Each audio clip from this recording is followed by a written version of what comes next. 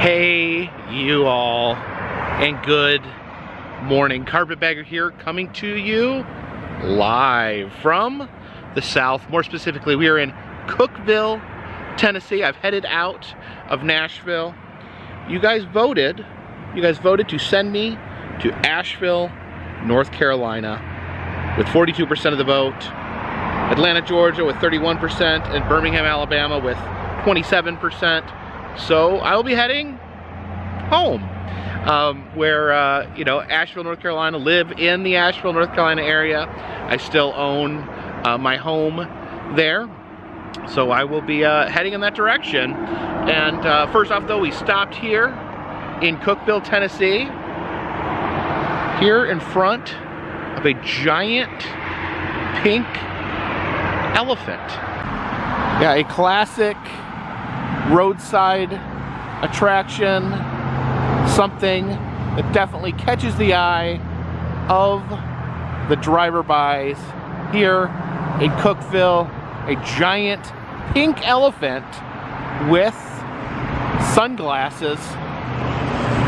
And of course, when I think of pink elephants, I think of Dumbo, where little Dumbo drank too much alcohol, which caused him to hallucinate and see a bunch of dancing pink elephants in a scene that made me cry when I was a small child. And I really do appreciate things like this, like the pink elephant along the highway here.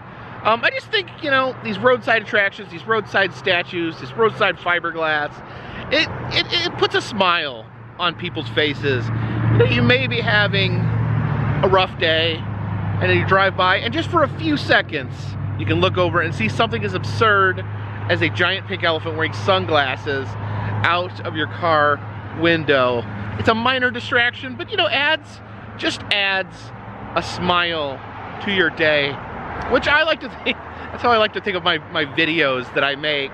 They may not mean a lot, they may be goofy, but it gives you that little bit of smile for a few moments. You may be having a bad day, but maybe you click on one of my videos and that gives you a smile for a few moments out of your day. And I think the same goes just with roadside attractions, roadside sights such as the elephant here. It just gives you that momentary smile. It puts something special in the mundanity of today. You look down the road here, a lot of buildings, a lot of them look the same, a lot of them feel the same, a lot of them look like buildings that could just be anywhere. But then you see this, it sticks out. It sticks out. Little kids in the back of the car, you tell your kid, look for the pink elephant, or the little kid remembers the pink elephant and just can't wait to see him. I think it brings out almost that like a little bit of childlike wonder, at least in me. I don't know, I'm sure there's people out there that are driving, they're grumpy, and they're just like, a stupid elephant. Why is there an elephant on the side of the road? That's stupid. But I try not to be that person. I try to be a person that smiles at the elephant, person that enjoys a bit of absurdity coming out of the blue to just make your day a little less cruddy, and give you a smile, at least for a moment. And you can see the elephant here actually connected to a business.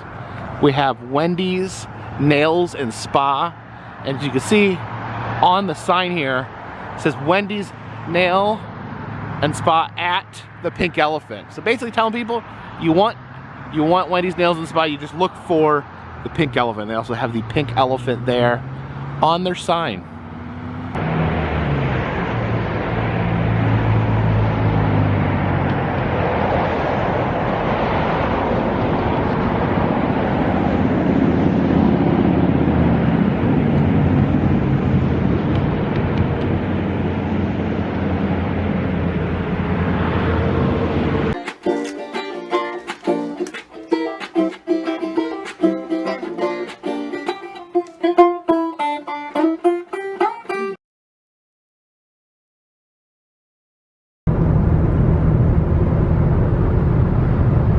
Make a little pit stop here at the Crossville Buc-ees. Hey there, Bucky. How you doing? They're constantly coming out with new Buc-ees merchandise. It looks like Buc-ee is celebrating Mardi Gras. We got the Peace, Love, and Mardi Gras shirt there, and some Buc-ee beads. Got some Valentine's Day pillows there as well, where Buc-ee has his truckee full of hearts. Then they usually have some state-specific Buc-ee merchandise. There's the Tennessee Buc-ee's shirts with the guitar on it. You can see there is Buc-ee playing some country music. And this one looks like a postcard from Tennessee. And the Buc-ee truckee right here has a beaver face on the grill and a pile of beavers in the bed. Oh yeah, here in the front of the store they actually do have their Valentine's Day merch. So both have both Valentine's Day merch and Mardi Gras merch at the same time. I feel like, you know, they come out with new merch so often, you could pretty much wear a wardrobe consisting of nothing but Buc-ee's merch. So I've been trying to showcase some gas station dinners on this channel. We've had the last 2 days, we've eaten dinner at gas stations, and on the road, I mean, Buc-ee's is probably one of my favorite places to eat as far as the food.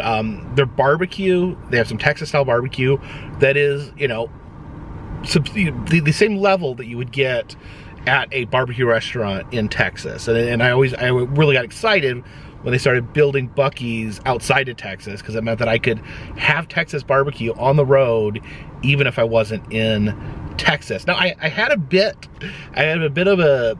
little irritated at Buc-ee's when I was traveling before. I think it was a Buc-ee's in Kentucky. But I get my kind of go-to. I love the brisket sandwich, but I also love the sausage on a stick. So I got my sausage on a stick, and I asked the gentleman working behind the barbecue counter if I could have a cup of barbecue sauce. They always would give a cup of barbecue sauce, and he said, "I'm sorry, we don't do that anymore. Like, you can't give me a side of barbecue sauce." He's like, "No, you have to purchase a bottle of barbecue sauce. We can't give you a barbecue sauce." So I did try not to get too Karen-ish, but I did talk to the manager just because I was confused. This was like if McDonald's told me that they wouldn't give me ketchup. He didn't give me any good reason. He just told me this is Buc-ee's policy now. We don't give the cups of barbecue sauce. So I was very disappointed. I was a big fan of Buc-ee's. I had always stopping at Buc-ee's, you know, buying things, purchasing things from Buc-ee's. So it struck me, I don't know, it struck me the wrong way. And again, I don't, you know, I even asked them, I'm like, I'll pay, I'll give you a couple dollars for a cup of barbecue sauce. And they said, no, that's just not how they do it. So I was irritated, admittedly, but I decided this time, I missed the sausage on a stick. So I did go ahead and I bought a bottle of their barbecue sauce. Now, it's $3, which is I think that's actually a good price for a barbecue bottle this size. The only issues that I had was I open this, I eat a meal at Buc-ee's, and then I have a jar of barbecue sauce in my car that I don't know what to do with. And it does say, I saw it on here, it does say refrigerated after opening. So this is great, you know, for someone who wants to take this home, who enjoys the barbecue sauce. And I might have bought this anyways, because I do like their barbecue sauce. But when you're living out of your car, you know, you can't just have a rotten bottle of barbecue sauce in your car. I don't know, what do you think? At the same time, you know, I don't usually refrigerate ketchup, but like, is it okay to leave barbecue sauce in the car? I'm afraid it would make me sick, especially if the car gets hot and whatnot. So I really wish they would have sold me a smaller cup, but I bit the bullet. I bought the barbecue sauce so I could enjoy my my sausage on a stick. This is $7.48 for the sausage on a stick, and then $3 for the barbecue sauce. I almost wish maybe they could sell like a smaller bottle, like maybe a third of this size, like just enough for one meal. Again, I'm not against paying for the condiments. I wish they had a smaller size, a more reasonable, like a one meal worth of barbecue sauce if they could sell. All right, so got the sausage on a stick. It's got a stick in it, and it's wrapped in a tortilla as well, and it doesn't fit in the bottle. It doesn't fit in the bottle there. I was hoping it would fit in the bottle. If it doesn't fit in the bottle, we'll have to carefully dab out barbecue sauce onto the sausage there.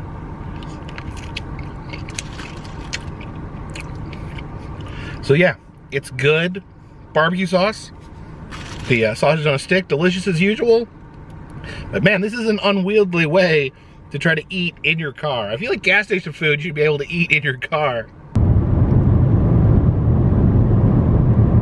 And here in the back roads of Cookeville, Tennessee, we have something that is getting to be a rarer and rarer sight. We have a Rock City barn. It says see 7 states from Rock City, world's 8th wonder. Now Rock City, of course, one of the greatest roadside attractions of all time. One of my personal favorite, definitely would put it probably in my top 5 favorite roadside attractions. But back in the day, to advertise, they would have someone travel around the South and sometimes even the North and offer farmers to paint their barn. And they would, in exchange for a fresh coat of barn paint, Rock City would ask that they could paint an advertisement for Rock City on the barn. And the funny thing is, these barns became so iconic. The Rock City barns became possibly more iconic than even Rock City itself. I know I've talked to people who were very familiar with the barns, but actually had never been to Rock City, did not really know what Rock City was. By the way, Rock City, an amazing attraction. Please visit. It is, not only is it a natural wonder, but it's got old school fairy tale figures. You go through a cave full of fairy tale scenes, plus there's the overlook where you can see 7 states when you look out. An absolute magnificent attraction. But yeah, over the years, now Rock City no longer does this. They do not offer to paint barns. They do not offer to paint their advertisements on barns. So these barns are vanishing very quickly. They used to be almost ubiquitous as you traveled across the South. It's becoming more and more rare as these barns fall down, fall apart from lack of maintenance. Sometimes the paint just becomes so faded that you cannot see it. I know several Rock City barns that I've seen before where because it's being baked in the sun all the time, that it simply becomes illegible without someone coming out and repainting it. And of course, barns being demolished because they're no longer used. So under 50 barns still exist, and here's one of them. So always a precious thing when you can see a Rock City barn with your own eyes.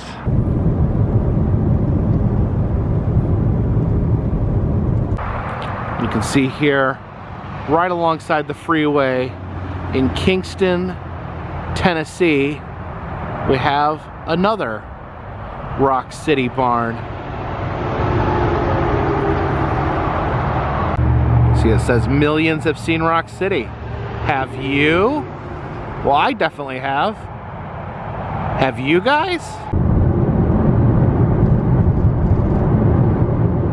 And along the interstate here in Tennessee, you'll see these massive fireworks stands. Now, different states have very different laws when it comes to fireworks. Some states you cannot purchase fireworks, but Tennessee, you can. So I think a lot of people maybe traveling from other states will stop and stock up on fireworks here in Tennessee. I remember growing up in Indiana. Indiana was one of the states in that region that would sell fireworks. People would always travel to Indiana to buy fireworks. I think here in the South, I think it's Tennessee and South Carolina where you find a lot of fireworks stores. Well, what the heck? Let's go take a look at the fireworks. I think these over here are my favorites. They're Jurassic Jungle. It's a Triceratops with a firework in his mouth.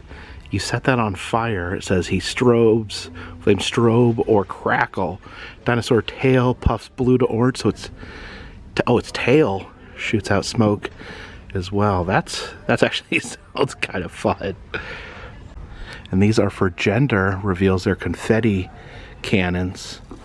That's a boy right there. I guess you do use these for gender reveal parties. I think these here are your standard firecrackers. I don't think they make a lot of light or anything like that. I think they just make a lot of really, really loud noise. This is the best way. This is the best way to scare all the dogs in the neighborhood all at once. Yeah, they do give you little descriptions here of each firework. This is nuclear physics. It says a fallout of gold flowers, silver chrysanthemums, red and green pearls, then silver showers and crackling. Oh, this one's interesting. Shh. It's called Shh. A no noise full effect fountain. So it's a big, bright fireworks show with no sound. It's actually a great idea. I know I love watching fireworks. I know a lot of people, the sound can be upsetting to people, people with certain forms of post-traumatic stress disorder, and of course pets often frightened by loud noises. So I think this would be a great way to have a fireworks show without all the noise. Yeah, some of these are pretty fun. This is the aircraft carrier. It's shaped like a boat. It says you put this on water and it like shoots like guns. So it's like a floating water firework. These are egg-laying hens, or hen-laying egg. I guess it says it shoots colored eggs, ending with head wiggles and peeps. Little globes of the world here. I guess you set it on fire and said it showers with a red blaze and then starts spinning. So the globe starts spinning. I love the creative little ones like this. This one is simply called California Illegal. Now, yeah, California, I think fireworks are fireworks illegal in California? Probably highly regulated given the the forest fire situation. You have this skull here. You light the fuse in its mouth and you can see all its crevices are packed with fireworks. Yikes. Yeah, the names and packaging of fireworks is a art form all upon itself. Rock and roll there, the Grim Reaper shredding on the guitar. A little frog there. If you set his tongue on fire, it says that he'll hop around. Then everyone's favorite, pooping dog. You light, I guess, his poop, and then it says he squeezes out a roll of dark. Okay, so it's like the old snake fireworks that make a growing snake. This one, it rolls. It's just like a big turd that comes out of his butt. That's wonderful. Yeah, here's the snakes, the classic snakes. I loved these when I was a kid. These were my favorites. Probably not the most exciting fireworks, but I thought they were really cool. Here we have the space monkey. Oh my gosh, look at this little astronaut space monkey, but he's got a green face. He looks evil. Here's Black Market Alley. It says banned in most states. So I guess these are highly valued. You can purchase them. I guess only purchase them in Tennessee or maybe some other more conducive states. These giant packages here. The Max here. I guess that's got everything you need inside.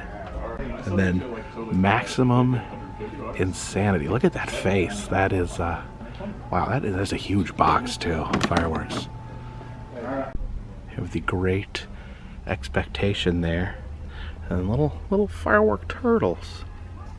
Here's it's called the pirate sword, a fireworks sword, and I guess you light it and it shoots like a shower of sparks, and I guess you have a sword battle with flaming, sparkling fireworks swords. Here we have a little unicorn there packed with fireworks. I don't know where the fuse is. Maybe light. Oh, I think the fuse is under the horn, and then I guess sparks shoot out of its ears and hoof. And check out the super slugger, big baseball bat that fires fireworks out of the tip.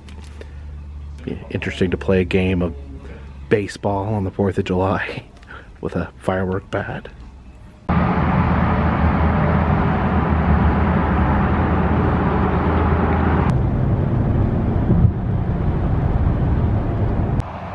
Stopped off here in Rockford, Tennessee to see this wonderful piece of art known by some as the Rockford Rooster.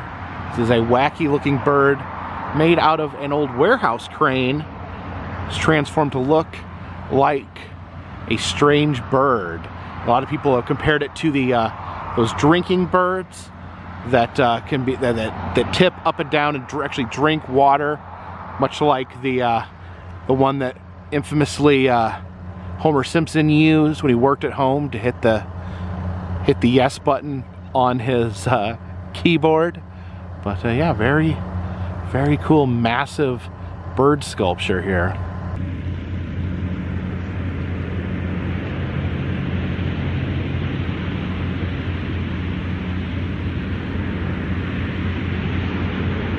Also, just across the way, we have a little rock formation that looks somewhat like the Loch Ness Monster. Interesting little tunnel here. It says, "Thanks for visiting Knoxville's best kept secret." Then we go through this very small tunnel. Oh, there's another car coming. Okay, they're gonna wait for me.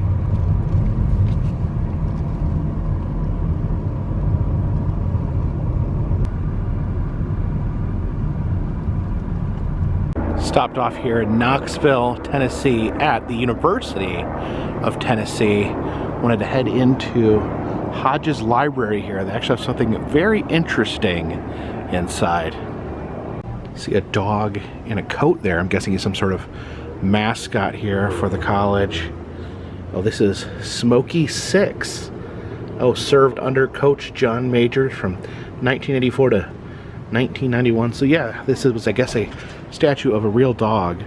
I think it's really fun when they use real animals as mascots. So I guess they use various dogs named Smokey as their mascots. I just noticed these strange robots here. It says Meals on 6 Wheels. Get the Starship food delivery app. So I guess you order food on an app and then these robots drive to you and they're full of food. Man, the future is now. What a time to be alive. But let's check out the library here.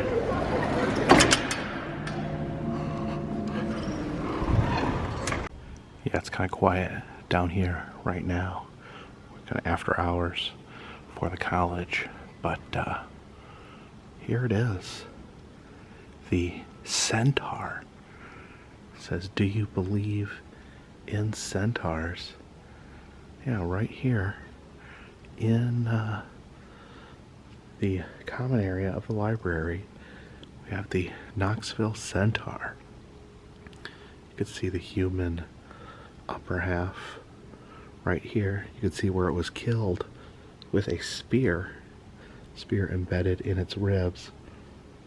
Let me pull back and see additional horse end of the body. So yeah, a real life centaur.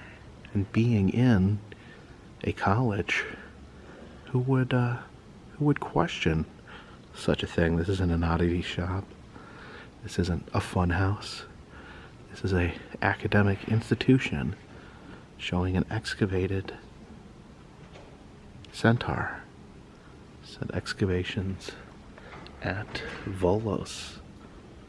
On the back here we have information about where the centaur was excavated.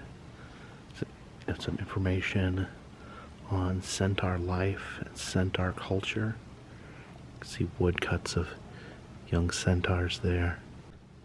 There we have a musculature of a centaur, how their muscles all come together, how the horse muscles and the human muscles connect. So yeah, really fascinating. A centaur skeleton displayed in an academic university with a full description of how it was excavated and the history and biology of centaurs explained on the back. So yeah, very fascinating. It's presented as completely legitimate, but here's the fun thing. It is not. This is not a real centaur. This is someone made this from old bones. But it's really interesting. They placed it here in the college, and they presented it as real, and it's almost here as an homage to not trusting everything you read. Just because something is presented to you by a seemingly reliable source, that doesn't mean that you should just believe it. It means you should use critical thinking. You should look at other sources, and I don't think it's ever been more relevant, you know, about how you consume information. You know, do you come here? Do you see the centaur, the physical centaur? Do you read about the centaur and say that's a real centaur, or do you put some study in it? Do you consult other sources to determine, are centaurs real? Is the centaur here in the University of Tennessee, is it a real centaur or not? And I think a lot of times we're all prone to it. We see information on the internet, on social media, and it seems legit, seems like it's something that we could believe, and we do believe it. But you know, often misinformation's out there, things that aren't true are out there, so we need to be encouraged to think critically, to not believe something just because we want to believe it. Because believe me, I absolutely 100% want to believe that there is a centaur skeleton right here in front of me, because I want to believe that. Doesn't mean that I should believe that. You know, you can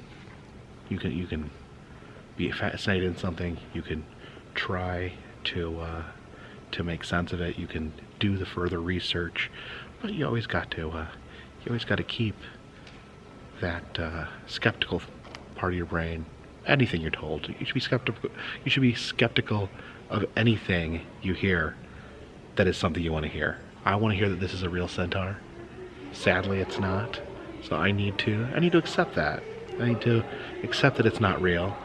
Accept that not everything I want to be real is real, and be able to process that information and accept that information, even if it's not the information that I want to hear.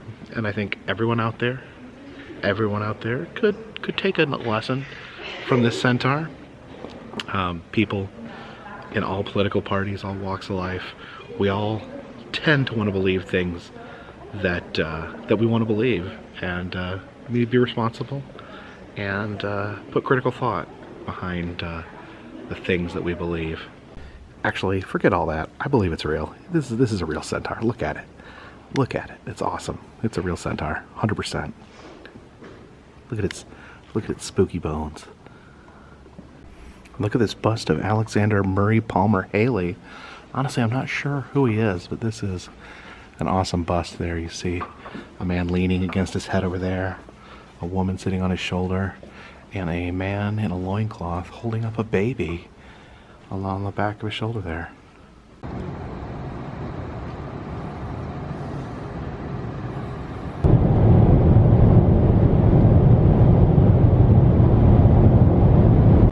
And we have arrived in North Carolina, here at the North Carolina Welcome Center. By the way, North Carolina rest areas are some of the very nicest and cleanest in the country, at least that I've seen. See, they have a Welcome Center waterfall, some beautiful waterfalls in this part of North Carolina. You got the big black bear statue there. Yeah, I actually moved here to North Carolina in 2000.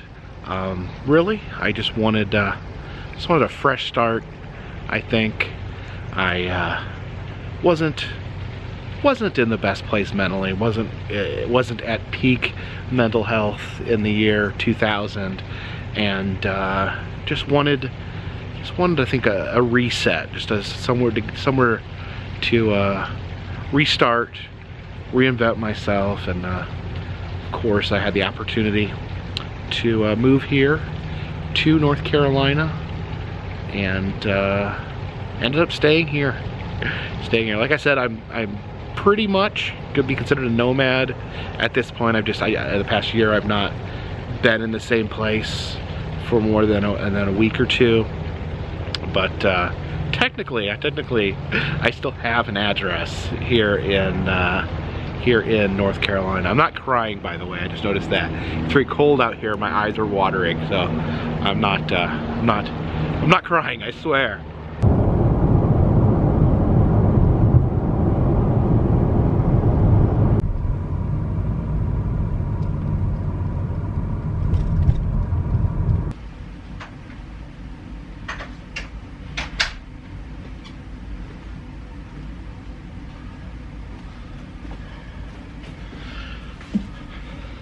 We are back in the bunker. And how is everyone doing? How are you guys doing? How are you doing, Prongalope? You doing all right, Skelly? And how are you, Shelly? Buster? Swamp Man? Nibbles? How's everyone doing? And how are you doing, Joe? You want to set off some fireworks? Look at this cool dinosaur I bought at the giant fireworks store in Tennessee.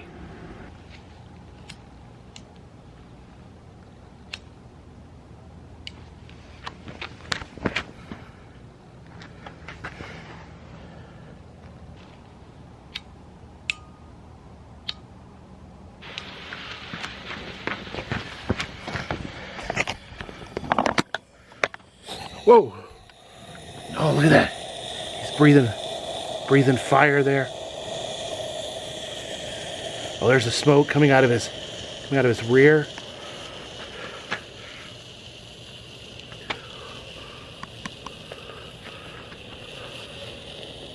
Oh, fire breathing Triceratops. Spewing out red smoke from his tail. Oh. Oh no, he's still on fire.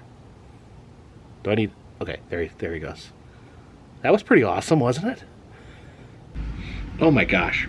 That dinosaur smelled so bad. My clothes are like covered in like horrific sulfurous dinosaur smells. But yeah, I am back in the bunker. You guys voted to send me to Asheville, North Carolina. I live about 20-30 minutes. I have my home here. I've not been staying here full-time because of the divorce, the separation, but I have, I do stop by here so every so often when I'm nearby, spend time with my kids, whatnot. So I feel like this is probably a good opportunity for me to take a day or two off and rest. I feel like the universe has been telling me take a little bit of time off. I think you guys have been telling me that, and it seems fitting. You guys voted to send me back home, so I will use this opportunity to take a little break.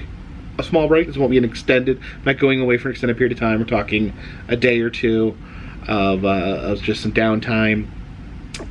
Then I will resume this journey, and I will feature Asheville. I will go show the city of Asheville, and then I think we got to start heading towards St. Louis, because we got Transworld. Transworld's coming up.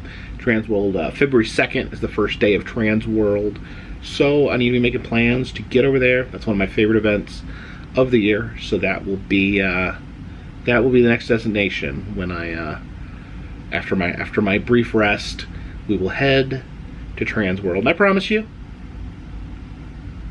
just because the voting may have to, I may have to take the steering wheel back myself and maybe plan my own route. But I promise you, the adventures here are only just beginning. So I hope you guys stay tuned. I hope you stick with me. I get afraid, take a day off, take 2 days off, that you guys are going to lose interest, you guys are going to forget about me. But I'll be back, and the journey will continue. The road to Transworld begins. I kind of consider Transworld one of the Super Bowl-esque moments of this channel. One of my favorite events to attend on this channel. So looking forward to that. Looking forward to bringing you guys with me, and thank you so much. This trip has been insane. Hopefully I've been able to turn some of my misfortune into some form of entertainment for you guys to consume. My car, it'll be about 6 weeks minimum before I get my car back. So I will chronicle this journey. This journey is not over. This journey's not over until I get my car back, and then it's still not over because I'll just get in my car and continue journeying. But fun stuff to come. Leave some comments in the comment section. Tell me stuff you'd like me to check out on my way to St. Louis, and I will be back very, very soon. Until then, my friends, this one's in the bag.